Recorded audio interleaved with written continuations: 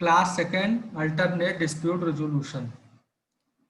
पहले हम इंट्रोडक्शन पढ़ लिए थे, लेकिन एक बार उसको फिर से हम रिवीजन कर लेते हैं।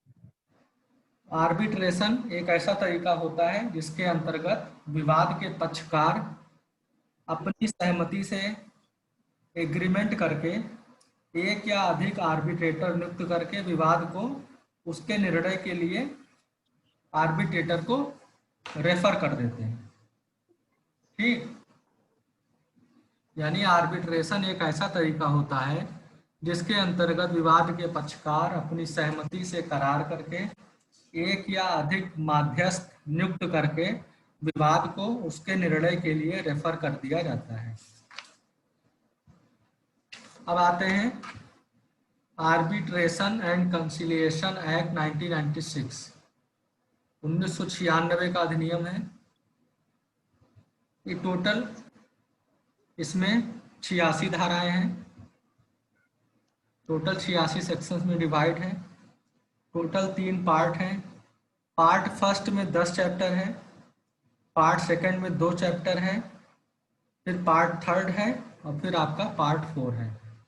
तो इसको हम पहले कैटेगराइज करेंगे। धारा 1 से लेकर 86 तक हिंदी में बोलते हैं माध्यस्थम तथा सुलह अधिनियम 1996। भाग 1 बात करता है डोमेस्टिक आर्बिट्रेशन की, घरेलू माध्यस्थम या स्थानीय माध्यस्थम। भाग 2 बात करता है इंटरनेशनल कॉमर्शियल आर्बिट्रेशन, सेक्शन 44 से सेक्शन 60 तक।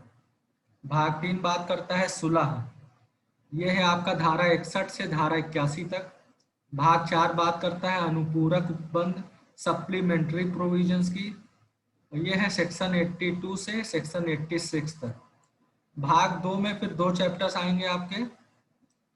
चैप्टर 1 बात करता है न्यूयॉर्क अभिसमय और विदेशी पंचाट की, यह है धारा 44 से 52 तक। अध्याय 2 चैप्टर 2 बात करता है धारा 53 से धारा 60 तक। धारा 53 से धारा 60 तक की बात करता है। धारा 53 से धारा 60 इसमें आता है जनेवा अभिसमय और या मध्यस्थम प्रोटोकॉल तथा अभिसमय अधिनियम 1937। अब पढ़ते हैं हम आर्बिट्रेशन क्या होता है। सबसे पहले बात करेंगे कि डिस्प्यूट कब कब हो सकता है। मानो क्या है, अगर 2 मानो हैं तो उनके ऊपर किन्हीं न किन्हीं वादों को लेकर, किन्हीं न किन्हीं तथ्य को लेकर विवाद हो सकता है। ठीक, तो जहां तक संभव हो सके विवादों या मतभेदों को व्यक्तिगत रूप से अगर हम आसानी से निपटा लेते हैं, कोर्ट नहीं जाते हैं, लिटिगेशन में ना जाकर आउटसाइड द कोर्ट अगर उसको निपटा लिए जाते हैं, तो ऐसी पद्धति को क्या कहते हैं, ADRS, alternate dispute resolution system. ठीक, जब पक्षकार अपने विवादों को अन्य व्यक्ति की मध्यस्थता यानी मीडिएशन से निर्णय कराने के लिए करार करते हैं। माध्यस्थम का अर्थ होता है 2 या 2 से अधिक पक्षकारों के द्वारा अपने विवादों को माध्यस्थम नामक एक थर्ड पार्टी से, थर्ड व्यक्ति को निर्णय के लिए रेफर करना, जो विवाद का निर्णय न्यायिक तरीके से करता है। यानी जो 2 पार्टी है वो एक एग्रीमेंट करेंगी, एक करार करेंगी कि हमारे बीच अगर कोई डिस्प्यूट होता है तो उसका निपटारा हम कोर्ट ना जा करके आर्बिट्रेशन के माध्यम से करेंगे। तो वो क्या करेंगी, एक थर्ड पर्सन को आर्बिट्रेटर नियुक्त कर दिया जाएगा और वो थर्ड पर्सन जो है जब भी कोई डिस्प्यूट होगा तो मामला उनको रेफर कर दिया जाता है, मामला उनको रेफर कर दिया जाएगा और वो आर्बिट्रेशन के अनुसार उसका निर्णय करेंगे। अब एक केस पे आते हैं, Collins versus Collins. Collins versus Collins में माध्यस्थम को परिभाषित किया गया, उसको पढ़ते हैं। माध्यस्थम पक्षकारों के मध्य, कोर्ट ने जो डिसीजन दिया, माध्यस्थम पक्षकारों के मध्य विशिष्ट विषय वस्तु पर मतभेद का एक या एक से अधिक व्यक्तियों को अधिनिर्णायक या अधिनिर्णायक के बिना यानी एम्पायर के बिना निर्णय के लिए किया गया रेफर है। यानी माध्यस्थम क्या होता है? पक्षकारों के मध्य कोई विशिष्ट विषय वस्तु पर मतभेद का एक या एक से अधिक व्यक्तियों को अधिनिर्णायक अंपायर या अंपायर के बिना निर्णय के लिए किया गया रेफर है। ठीक। प्रोफेसर बर्नस्टीन कहते हैं कि प्रोफेसर बर्नस्टीन कहते हैं यह एक ऐसी व्यवस्था है जिसके अंतर्गत दो या अधिक व्यक्तियों के बीच हुए करार के अनुसरण में किए गए किसी कार्य के परिणाम स्वरूप उत्पन्न होने वाले विवादों या मतभेदों का निपटारा किया जाता है और पार्टीज इस बात के लिए सहमत होते हैं कि उनके मामले में मध्यस्थ द्वारा विधि के अधीन निर्णय किया जाए तथा मध्यस्थ द्वारा किया गया निर्णय परिवर्तनीय होता है, इन्फोर्सेबल होता है। ठीक। अब आते हैं काइंड्स ऑफ आर्बिट्रेशन, माध्यस्थम के प्रकार। तो माध्यस्थम प्रक्रिया का सबसे महत्वपूर्ण लाभ यह होता है कि इसका जो प्रोसीडिंग स्टार्ट होगा कैसे, एक तरह के एग्रीमेंट के थ्रू होता है। दो पार्टी जब एग्रीमेंट कर लेती हैं कि हमारे बीच अगर कोई विवाद होगा तो हम कोर्ट न जाकर लिटिगेशन के माध्यम से नहीं बल्कि एक आर्बिट्रेटर नियुक्त करते हैं, उसके माध्यम से मामलों का निपटारा कराएंगे। तो माध्यस्थम के प्रकार टोटल 5 प्रकार के होते हैं। पहला, व्यक्तिगत या घरेलू माध्यस्थम, व्यक्तिगत या घरेलू माध्यस्थम। सेकंड, सांविधिक माध्यस्थम, सांविधिक माध्यस्थम। थर्ड, अंतरराष्ट्रीय माध्यस्थम, अंतरराष्ट्रीय माध्यस्थम। चौथा, संस्थात्मक, संस्थात्मक। और पांचवा, तदर्थ रूपी माध्यस्थम, एडहॉक आर्बिट्रेशन, तदर्थ रूपी माध्यस्थम। अब आते हैं एडवांटेज ऑफ आर्बिट्रेशन, माध्यस्थम के लाभ। माध्यस्थम के क्या क्या लाभ हैं? नंबर 1, पारंपरिक तकनीकी प्रक्रिया का अभाव। ठीक, जो कोर्ट की प्रोसीडिंग होती है वो एक तकनीकी प्रक्रिया मानी जाती है। इसके संचालन के लिए एक लॉ एक्सपर्ट की आवश्यकता पड़ती है, लेकिन माध्यस्थम एक अत्यंत सरल प्रक्रिया होती है और माध्यस्थम प्रक्रिया पर सीपीसी 1908 तथा एविडेंस एक्ट 1872 के जो तकनीकी प्रक्रियात्मक उपबंध लागू नहीं किए जाते हैं। ये क्या होता है? इजी प्रोसीडिंग होता है। आर्बिट्रेशन की जो प्रोसीडिंग है वो इजी होती है और स्पीडी होती है। माध्यस्थम के अंतर्गत विवाद के पक्षकार माध्यस्थम प्रक्रिया के संचालन के लिए प्रक्रिया का निर्धारण कैसे करेंगे? ये म्यूचुअल एग्रीमेंट करके करते हैं। तो पहला पॉइंट था पारंपरिक तकनीकी प्रक्रिया का अभाव। सेकंड, माध्यस्थम प्रक्रिया का बोझिल ना होना। ये क्या होता है? लंबा प्रोसेस नहीं चलता है, कोर्ट प्रोसीडिंग होती है, उसमें पेंडिंग केसेज हैं इतने कि कोर्ट के ऊपर बहुत बर्डन है काम का। ठीक। माध्यस्थम प्रक्रिया एक ही विवाद के लिए संचालित होती है। ठीक। लेकिन कोर्ट प्रक्रिया क्या होता है? जुडिशियल प्रोसीडिंग, उसमें काफ़ी केसेस पेंडिंग होते हैं, काफ़ी केस चलते हैं और उसमें डिसीजन आने में डिले भी होता है। ठीक। थर्ड, माध्यस्थम प्रक्रिया में निर्णायक की नियुक्ति पक्षकारों की सहमति से होती है। न्यायिक प्रक्रिया सरकार द्वारा नियुक्त न्यायाधीशों द्वारा संचालित होती है, जिसके निर्णय पक्षकारों तथा पक्षकारों की मर्जी के विरुद्ध आबद्धकर होते हैं। लेकिन माध्यस्थम में क्या होता है? माध्यस्थम प्रक्रिया में माध्यस्थों की नियुक्ति विवाद के पक्षकारों के द्वारा ही एक एग्रीमेंट के माध्यम से की जाती है। ठीक। चौथा, माध्यस्थम प्रक्रिया में तकनीकी विशेषता। माध्यस्थम प्रक्रिया माध्यस्थ पक्षकारों द्वारा नियुक्त किया जाता है, अतः पक्षकार उस व्यक्ति को माध्यस्थम नियुक्त कर सकते हैं जिसे विवादग्रस्त विषय वस्तु पर विशेषता प्राप्त होती है। यानी एक एग्रीमेंट के द्वारा एक आर्बिट्रेटर नियुक्त किया जाएगा। आर्बिट्रेटर कैसा होता है? एक एक्सपर्ट पर्सन होता है जो उस विषय वस्तु के बारे में उसका एक स्पेशल एक्सपीरियंस और स्पेशल नॉलेज होता है उसको। फिफ्थ, माध्यस्थम प्रक्रिया में माध्यस्थ द्वारा विषय वस्तु की व्यक्तिगत जांच किया जाना। न्यायिक प्रक्रिया जो होती है उसके अंतर्गत न्यायालय विवाद स्थल या विवादयुक्त वस्तु की जांच या अवलोकन कर सकता है, लेकिन अपनी व्यस्तता के कारण न्यायालय इस कार्य को अधिवक्ता या किसी कर्मचारी को कमिश्नर के रूप में भेजकर करवाता है। यानी जज साहब खुद नहीं जाते हैं, क्योंकि उनके पास इतने सारे वर्कलोड होता है, कार्य की व्यस्तता के कारण वो क्या करते हैं, या तो अधिवक्ता के माध्यम से करवाते हैं या तो कोई कमिश्नर अपॉइंट करके करवाते हैं। लेकिन जो माध्यस्थम प्रक्रिया के अंतर्गत माध्यस्थ नियुक्त होता है, वह स्वयं विवादित स्थल या विवाद की विषय वस्तु की जांच तथा अवलोकन स्वयं प्राप्त करते हुए जानकारी ग्रहण करता है। ठीक। 6, माध्यस्थम प्रक्रिया में गोपनीयता बनाए रखना संभव है। माध्यस्थम प्रक्रिया में माध्यस्थ प्रक्रिया के दौरान पक्षकारों के अतिरिक्त व्यक्तियों का प्रवेश संभव नहीं होता है, लेकिन जो कोर्ट होती है, कोर्ट में तो काफी भीड़ होती है, जो केस से रिलेटेड है वो भी हैं, जो और केस के पार्टीज हैं वो भी वहां पे इकट्ठे होते, तो एक तरह की गोपनीयता नहीं रह जाती है।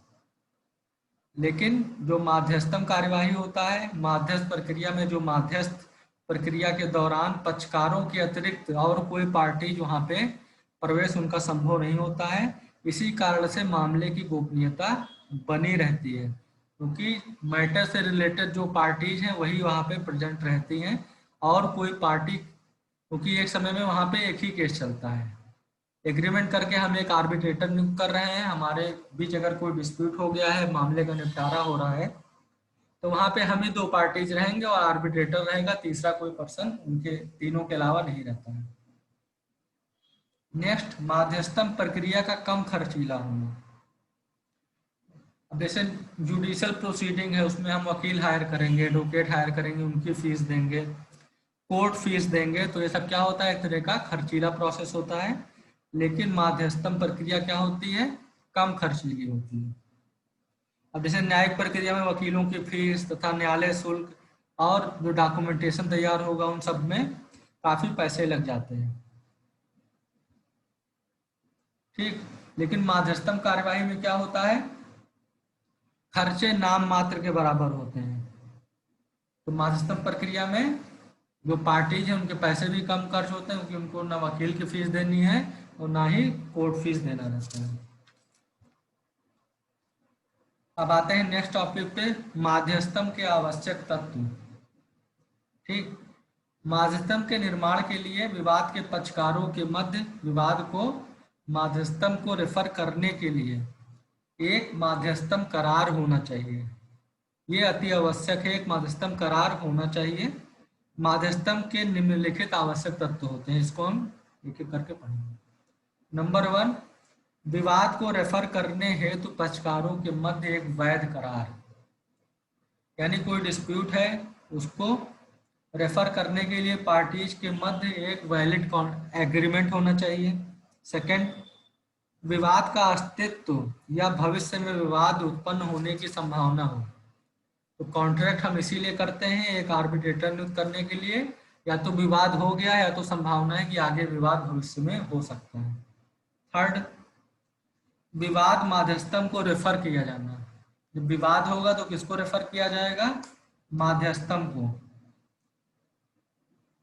चौथा, माध्यस्थ या माध्यस्थ अधिकरण द्वारा निर्मित पंचाट।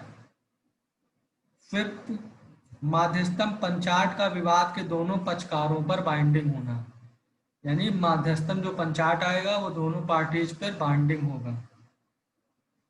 ठीक। Next topic, arbitrator.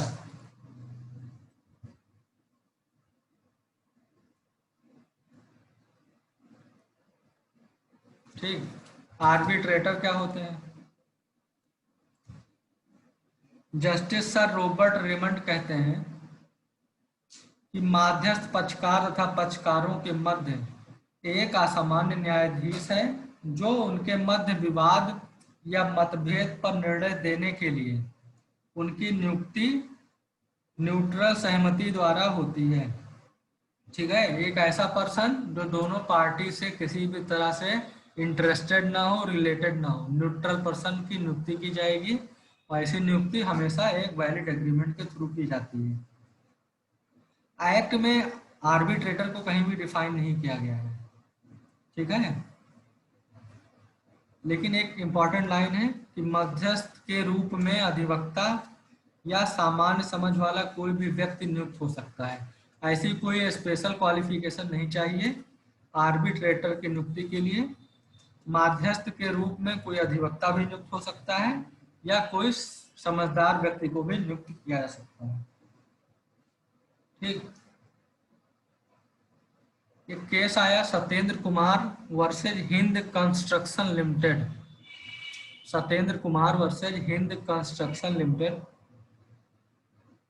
इस मामले में कोर्ट ने यह कहा कि जहां पक्षकारों द्वारा अपना विवाद या मामला किसी ऐसे व्यक्ति को सौंपा जाता है कि वह व्यक्ति मामले को हल करने के लिए न्यायिक जांच करता है या किसी न्यायिक निर्णय पर पहुंचता है, तो ऐसे व्यक्ति को मध्यस्थ कहा जाएगा।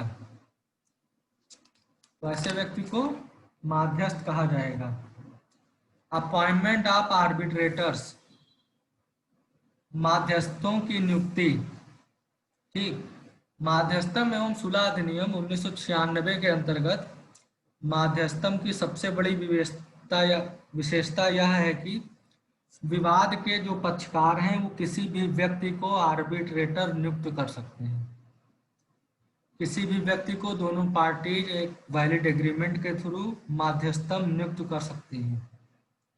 विवाद के पक्षकार एग्रीमेंट द्वारा जितनी भी स्ट्रेंथ चाहें, जितनी भी संख्या में चाहें मध्यस्थ नियुक्त कर सकते हैं। लेकिन इसका एक शर्त ये है कि उनकी जितने लोगों की नियुक्ति की जा रही है उनकी संख्या सम नहीं होनी चाहिए। अगर सम संख्या रहेगा तो डिसीजन का जो रेशियो है वो सही निकल के नहीं आ पाएगा। इसीलिए जो स्ट्रेंथ होगी, आर्बिट्रेटर्स की जो संख्या होगी, स्ट्रेंथ होगी, वो क्या होगी, विषम संख्या में होगी।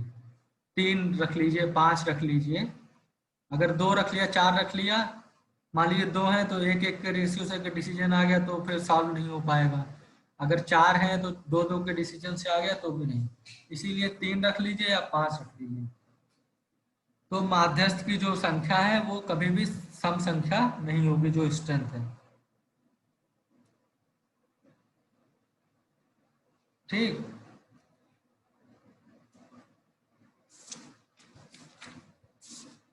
अब आते हैं मध्यस्थ अधिकरण के कर्तव्य तथा अधिकार। Duties and rights of arbitration tribunal. मध्यस्थ अधिकरण के कर्तव्य क्या होते हैं? नंबर 1, मध्यस्थ अधिकरण का सबसे मेन कर्तव्य मध्यस्थ कार्यवाही का संचालन स्वतंत्रता, निष्पक्षता तथा निष्ठा पूर्वक करना है। धारा 12 सब क्लॉज 1 के अंतर्गत। प्रोसीडिंग कैसी होगी? स्वतंत्र प्रोसीडिंग, किसी प्रकार का पक्षपात या बायस नहीं किया जाएगा। तो मध्यस्थ अधिकरण का सबसे पहला और मेन कर्तव्य यह होता है कि जो मध्यस्थ कार्यवाही है उनका संचालन स्वतंत्रता पूर्वक, निष्पक्षता तथा निष्ठा पूर्वक किया जाए। सेकंड, मध्यस्थ अधिकरण द्वारा उन अर्हताओं को पूरा करना जिनका निर्धारण पक्षकारों ने करार द्वारा किया है। धारा 12 सब क्लॉज 3 के खा में बताया गया है। नेक्स्ट, मध्यस्थ कार्यवाही के संचालन में विलंब के बिना कार्य करना। किसी प्रकार का विलंब नहीं करना है, विलंब के बिना कार्य को प्रारंभ कर देना है। धारा 14 सब क्लॉज 1। अपने क्षेत्राधिकार की सीमा में कार्य करना। कार्य किसमें करेंगे? अपने ज्यूरिसडिक्शन में, किसी और के ज्यूरिसडिक्शन में कार्य नहीं करेंगे। धारा 16 उपधारा 2 के अनुसार अपने प्राधिकार की सीमा के अंतर्गत कार्य करना, यानी जितनी की अथॉरिटी है उतने का ही कार्य करेंगे। धारा 16 सब क्लॉज 3। प्रत्येक पक्षकारों के साथ समानता का व्यवहार करना तथा उन्हें सुनवाई का अवसर प्रदान करना। यानी जो एक आर्बिट्रेटर नियुक्त किया गया है, आर्बिट्रेटर ट्रिब्यूनल बनेगा। आर्बिट्रेटर ट्रिब्यूनल का क्या ड्यूटीज है कि वो दोनों पक्षकारों के साथ समानता का व्यवहार करेगा और दोनों पक्षकारों को सुनवाई का पूरा अवसर प्रदान करेगा, ऐसा धारा 18 बोलता है। धारा 28 सब क्लॉज 1 कहता है घरेलू माध्यस्थम में विवाद का निर्णय भारत की मौलिक विधि के अनुसार किया जाएगा। यानी घरेलू डोमेस्टिक आर्बिट्रेशन है कि स्थिति में विवाद का निर्णय भारत की मौलिक विधि के अनुसार किया जाएगा, धारा 28 सब क्लॉज 1। नेक्स्ट, अंतरराष्ट्रीय माध्यस्थम में उपयुक्त विधि लागू करना, धारा 28 का 3। अगला है बहुमत से निर्णय करना। जब भी निर्णय होगा तो मेजॉरिटी डिसीजन ही माना जाता है, बहुमत का निर्णय। माध्यस्थम कार्यवाही के दौरान माध्यस्थता तथा सुलह के साथ विवाद के निस्तारण का प्रयास करना, धारा 30 कहता है माध्यस्थम कार्यवाही के दौरान माध्यस्थता तथा सुलह के साथ विवाद के निस्तारण का प्रयास करना, धारा 30। नेक्स्ट, माध्यस्थ का यह कर्तव्य होता है कि वह अपनी निष्पक्षता तथा स्वतंत्रता पर संदेह उत्पन्न करने वाली परिस्थितियों से माध्यस्थम कार्यवाही के दौरान समय समय पर विवाद के पक्षकारों को अवगत कराएगा, धारा 12। तो जो ट्रिब्यूनल है वो हमेशा स्वतंत्रता से कार्य करेगा बिना किसी पक्षपात के, और जो पार्टीज के दोनों पक्षकार हैं उनको सुनवाई का बराबर अवसर देगा और दोनों पक्षकारों के साथ समानता का व्यवहार करेगा। माध्यस्थम अधिकरण के अधिकार और शक्तियां क्या है, इसको डिस्कस करते हैं। नंबर 1, माध्यस्थ अधिकरण पक्षकारों की सुरक्षा के लिए अंतरिम उपाय कर सकता है। धारा 17 क्या कहता है कि माध्यस्थ अधिकरण पक्षकारों की सुरक्षा के लिए अंतरिम उपाय कर सकता है। नेक्स्ट, माध्यस्थ अधिकरण माध्यस्थ कार्यवाही का उस तरीके से संचालन कर सकता है जो उसे उचित प्रतीत हो। ठीक, तो माध्यस्थ अधिकरण माध्यस्थ कार्यवाही का उस तरह से संचालन कर सकता है जो उसको उचित प्रतीत होता है, धारा 19 सब क्लॉज 3। लेकिन किसी भी दशा में वो पक्षकारों के साथ पक्षपातपूर्ण व्यवहार नहीं करेगा। थर्ड, माध्यस्थम अधिकरण साक्ष्य को ग्रहण करेगा, सुसंगतता तथा उनका मूल्यांकन करने का भी अधिकार रखता है। तो जो साक्ष्य पेश किया गया पार्टीज के द्वारा, और जो ट्रिब्यूनल है वो उनकी जांच कर सकता है, उनको ग्रहण कर सकता है, धारा 19 सब क्लॉज 4। नेक्स्ट राइट है, माध्यस्थम अधिकरण दस्तावेज के आधार पर जो डॉक्यूमेंट पेश किया गया है उनके आधार पर मौखिक सुनवाई या मौखिक बहस सुनने के तरीके का निर्धारण कर सकता है कि वो कौन सा मैनर अडॉप्ट कर रहे हैं। धारा 24 यही कहता है कि माध्यस्थम अधिकरण जो डॉक्यूमेंटेशन किया गया है, जो डॉक्यूमेंट उनको प्राप्त हुआ है, डॉक्यूमेंट के आधार पर मौखिक सुनवाई या मौखिक बहस सुनने के तरीके का निर्धारण कर सकता है। ठीक, माध्यस्थ को विशेषज्ञ नियुक्त करने का अधिकार है। धारा 26 कहता है कि माध्यस्थ को एक्सपर्ट नियुक्त करने का भी राइट होता है। नेक्स्ट, माध्यस्थ अधिकरण साक्ष्य लेने में न्यायालय की सहायता ले सकता है। माध्यस्थ अधिकरण साक्ष्य लेने में क्या कर सकता है, कोर्ट की हेल्प ले सकता है। नेक्स्ट, माध्यस्थ अधिकरण को पंचाट बनाने का अधिकार है। धारा 31, माध्यस्थ अधिकरण अंतरिम पंचाट बना सकता है। धारा 31 का 6 एक राइट दिया गया है कि माध्यस्थम अधिकरण अंतरिम पंचाट बना सकता है। नेक्स्ट, माध्यस्थ अधिकरण पंचाट में ब्याज देने का प्रावधान कर सकता है। धारा 31 का उपधारा 7। माध्यस्थ अधिकरण माध्यस्थम के खर्च का निर्धारण कर सकता है। जो भी खर्च है उनका निर्धारण करने का भी अधिकार प्रदान किया गया है। धारा 31 का 8। माध्यस्थम अधिकरण अतिरिक्त पंचाट भी बना सकता है। 33 का 4। माध्यस्थम अधिकरण माध्यस्थम के खर्चे के लिए एडवांस डिपॉजिट्स करने का निर्देश दे सकता है कि एडवांस डिपॉजिट कर दीजिए, ऐसा प्रावधान धारा 38 में किया गया है। ठीक, तो ये था माध्यस्थम अधिकरण के अधिकार तथा शक्तियां।